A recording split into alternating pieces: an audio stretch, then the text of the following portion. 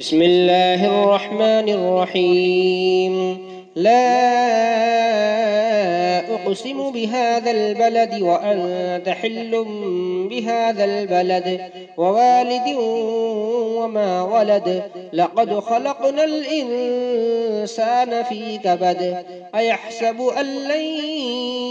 يقدر عليه أحد يقول أهلكت مالا لبدا أيحسب أن لم يره أحد ألم نجعل له عينين ولسانا وشفتين وهديناه النجدين فلاقتحم العقبة وما أدراك ما العقبة فك رقبة أو إطعام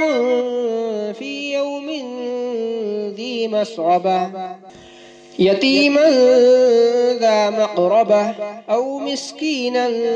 ذا متربة ثم كان من الذين آمنوا وتواصوا بالصبر وتواصوا بالمرحمة أولئك